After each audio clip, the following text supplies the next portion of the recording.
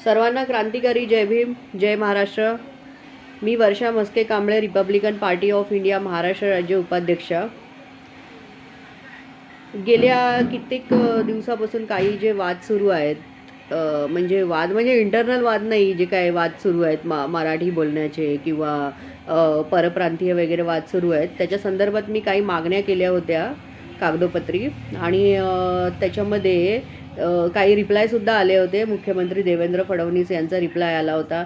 आणि तसंच मी महाराष्ट्र राज्याचे राज्यपाल, पोलीस महासंचालक महाराष्ट्र राज्य, पोलीस आयुक्त मुंबई, मुंबई महानगरपालिका आयुक्त, DRM Mumbai, SRM Mumbai, railway SRM Mumbai, जिल्हा अधिकारी मुंबई, त्याच्यामध्ये काही पोलीस स्टेशन आहेत, घाटकोपर पोलीस स्टेशन आहेत, आपलं VB नगर पोलीस स्टेशन आहे, मुंब्रा पोलीस स्टेशन आहेत, नालासोपारा पोलीस स्टेशन आहे. याच्यामध्येही काही मागणी केल्या होत्या.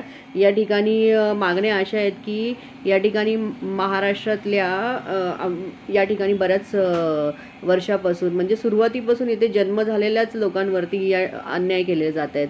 त्यांच्या घरावर कब्जा करणं, त्यांच्या जागेवरती कब्जा करणं, आणि जसं की ड्रग्ज, गांजा, MD सारख्या अंमली पदार्थांची विक्री. इथे एक महिला आहे, ती आणि त्याचा भाऊ, म्हणजे जवळपास 50 वर्ष क्रॉस असतील. तर हे दोघे बहीण भाऊ या ठिकाणी कुठून आलेत, काय आलेत याचीही माहिती नाही आहे कोणाला. मुलींची विक्री करणे, अंमली पदार्थ विकणे, शाळेतल्या मुलांना आजूबाजूच्या कुर्ला किंवा मुंबई एरियातल्या शाळेच्या बाहेर लहान लहान मुलांना अंमली पदार्थ विकणे. परत या ठिकाणावर मुली गायब होतात. अशा प्रकारच्या मी तक्रारी दिल्या होत्या. सदर महिला मुमताज अफजानी आणि तिचा भाऊ राजू अफजानी आज किती वर्षापासून या ठिकाणी याच्या घरावर कब्जा कर, त्याच्या घरावर कब्जा कर, आणि अशा बऱ्याच गोष्टी करतात. एरियातल्या लोकांच्या तक्रारीसुद्धा आल्या होत्या की हे लोक कुठून आलेत वगैरे माहिती नाही आहे. तर मी प्रशासनाला, म्हणजे मी मेलद्वारे, पत्राद्वारे, मला तिकडनं कॉलसुद्धा आला होता की आम्ही यांची माहिती घेतो, तुम्ही हे लोक कुठून आलेत, कोण आहेत, याची माहिती आहे का. तर मी आत्ताही, आज या गोष्टीला 1 वर्ष होऊनसुद्धा त्यांची परिस्थिती जैसे ते आहे, त्यांचा धंदा खूप फॉर्ममध्ये चाललेला आहे. आणि आणखी आता हे जे भारत पाकिस्तान जे युद्ध चालू आहे, त्याच्यामध्ये हे लोक म्हणजे खूप फॉर्ममध्ये आहेत. ज्या दिवशी युद्धाची घोषणा होते त्याच दिवशी आम्ही बरोबर बघितलेलं आहे की ह्यांचा विषय चालू असतो की पाकिस्तान भारत पे अटॅक करने वाला आहे वगैरे. तर हे लोक सर्व येतात कुठून. या ठिकाणी मी अर्ज केला होता सन 1999च्या नंतर, म्हणजे 2000 सालपासून महाराष्ट्र राज्य आणि मुंबई येथे येणाऱ्या महाराष्ट्राबाहेरच्या सर्व परप्रांतीयांची माहिती घेऊन इंटरस्टेट मायग्रंट वर्कमॅन ॲक्ट 1979 नुसार चौकशी करून योग्य ती कारवाई करण्याबाबत. तर आता काही लोक आहेत, जसं की मी कुर्ला कारशेडची जी जमीन आहे, पूर्ण पट्टा आहे, त्या ठिकाणी जवळपास 350च्या वरती झोपड्या तयार झालेल्या आहेत. या ठिकाणी जे कारशेडच्या जमिनीवरती जे पूर्वी स्थानिक लोक होते त्यांना तर या ठिकाणावरून काही कारणाने तर ती लोक निघून गेलेत. पण 1999च्या नंतर आता 2-3 महिन्यापूर्वीसुद्धा तिथे काही झोपड्या तयार झाल्या आहेत. आणि ही लोक बाहेर न येतात, म्हणजे बिहार वाटे, बांगलादेश वगैरे, बिहारचे ID बनवतात. ही लोक सांगतात आम्ही बिहारी आहेत, आम्ही झारखंडचे आहेत वगैरे, आणि ID वगैरे बनवून या ठिकाणी राहतात. ही माहिती मी पोलिसांना दिली, मी रेल्वे पोलिसांना दिली. त्याच्यानंतर मी हायकोर्टमध्ये, मुंबई हायकोर्टची जी बेंच आहे तिथे रिट पिटिशनसुद्धा दाखल केलं होतं. त्या ठिकाणावरून काही प्रतिसाद आला. त्यानंतरही तिकडे म्हणजे मिटिंगा झाल्या. DRM साहेबांनी स्थानिक पोलीस स्टेशनच्या, म्हणजे PI बरोबर हे मिटिंगा केल्या. त्याच्यानंतर मे महिन्याच्या शेवटपर्यंत, एप्रिलच्या शेवटपर्यंत ते डिमॉलिश होणार होतं. त्यावरती अद्यापही कारवाई झालेली नाही. तर आणि आणखी माझ्याकडे एक विषय होता की सचिन सातपुते नामक व्यक्ती आहे, जी BMCमध्ये कामाला होते. तर त्यांना काही कट कारस्थान करून त्यांच्यावरती खोट्या केसेस दाखल केल्या होत्या. त्यामध्ये कोर्टाने त्यांना क्लीन चिट दिली आहे 2 वर्षापूर्वी. त्याच्यानंतर सुद्धा क्लीन चिट घेऊनसुद्धा त्यांना कामावरती घेतलेलं जात नाही. त्याच्यामध्ये सुद्धा परप्रांतीय त्या ठिकाणी कामाला. आता जर महाराष्ट्र स्टेट आहे, महाराष्ट्र स्टेटमध्ये बाहेरच्या परप्रांतीय या ठिकाणी कसा काय स्टेट ते त्यांच्या स्टेटमध्ये का नाही किंवा सेंट्रल गव्हर्नमेंटमध्ये का नाही नोकरी करू शकत.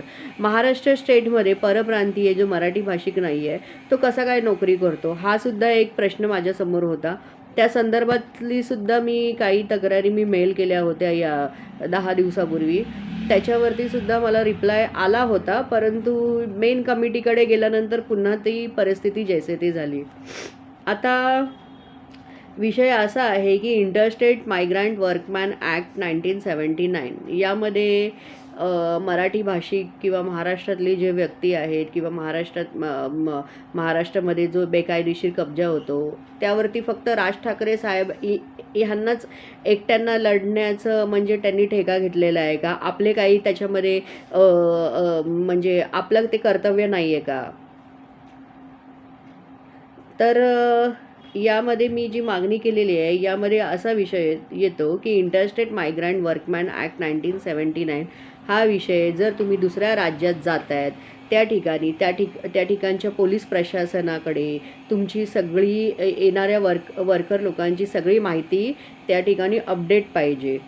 जर माहिती त्या ठिकाणी नसेल तर पोलिसांना त्यावरती कायदेशीर काय ॲक्शन घेता येते त्या ठिकाणी पण ते कायद्यामध्ये नमूद आहे. तर आपल्या महाराष्ट्रात आणि मुंबईत हा विषय असा चालू आहे की कोणीही येते, त्या भरभरून गाड्या टिळकनगरला येतात, त्या भरभरून गाड्या विटी स्टेशनला येतात. ती लोकं कुठे जातात? ते बँड्रा टर्मिनसला त्या गाड्या जात आहेत. तर आपल्या या इकडे नालासोपारा वसई विरारलाही तिकडनं गाड्या जात आहेत. ही लोकं जातात कुठे, काय करतात याची अपडेट पोलीस प्रशासनाकडे आहे का? 100% नाही आहे. मग या ठिकाणी मुंबई आणि महाराष्ट्राला एवढा धोकादायक परिस्थितीमध्ये का ठेवलं जातं? आता याच्यामध्ये मी नाव मला घ्यायचं नव्हतं, पण आता या ठिकाणी मी बिनधास्तपणे त्याचं नाव घेईल. मुंब्रा पोलीस स्टेशनच्या हद्दीत म्हणजे दिवा येथे पॉक्सो स्पेशल केस 13 वर्षाची महाराष्ट्रीयन मुलगी, समाज कोणताही असू दे, महाराष्ट्रीयन मुलगी, तिला जवळपास 7 ते 8 एक मिनटं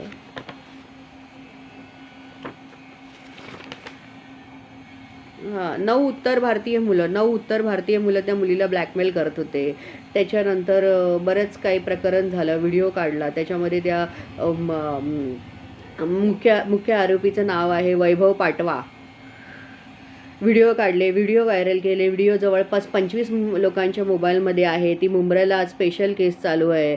तर या ठिकाणी एक छोट्याशा चाळीमध्ये हा सगळा प्रकार होत होता. दिव्याच्या एका छोट्या चाळीत प्रकार होत होता. त्या चाळीचं नाव पण मी पुढे घेईल मला योग्य वाटेल तेव्हा. तर ह्या चाळीमध्ये हा सगळा त्या मुलीबरोबर अल्पवयीन मुलीबरोबर प्रकार होत होता. आणि तो प्रकार होत असताना या ठिकाणच्या आजूबाजूच्या चाळ इतकीही मोठी नव्हती. या घरातून बोलल्यानंतर दुसऱ्या घरात आवाज जाईल एवढा तर त्या ठिकाणी म्हणजे हे होता. तर आता काही महिला येत आहेत आणि बोलत आहेत की वो लडकी ऐसी थी, वो लडकी वैसी थी, असं तसं, म्हणजे केस झाले, मुलं आज आतमध्ये येतातले 4 आरोपी फरार आहेत वगैरे. तर मग ज्या वेळेस मुलीवरती अत्याचार होत होते या महिला सर्व कुठे गेलेल्या? या आज यांच्या प्रांतातला मुलगा म्हणून आज ही लोकं सपोर्ट करतायत. म्हणजे या ठिकाणी कुठे मर्डर होतोय किंवा या ठिकाणी एवढा पॉक्सोसारख्या स्पेशल केस बनतात, इतक्या भयानक केस बनतात, यांनासुद्धा सपोर्ट करायला ह्यांच्या महिला तयार होत आहेत. म्हणजे एवढे यांच्यामध्ये आणि आज आपण एकत्रितपणे एक लढा का नाही आपण उभारू शकत? या सर्व गोष्टीला अनुसरून मी लवकरच एक मोठ्या आंदोलनाची घोषणा केलेली आहे. आणि त्यामध्ये आपण सुद्धा सहभागी होत आहेत की आपल्याला सुद्धा जर सहभाग नोंदवायचा असेल तर आपण माझा फेसबुक ID आहे त्याच्या इनबॉक्समध्ये आपला नंबर सेंड करू शकता. आता याच्यामध्ये आणखी बऱ्याच मागण्या आहेत, जसे की आपले कोळी बांधव, मासेमारी करून मासे विक्री करणे हा कोळी बांधवांचा व्यवसाय आहे. त्या कोळी बांधवांच्या व्यवसायामध्ये आज कोळी बांधव आपले मच्छी मार्केटमध्ये बसतात, त्या ठिकाणी कायदेशीर ते मासे विक्री करतात. त्यांचा हा वडिलोपार्जित व्यवसाय आहे.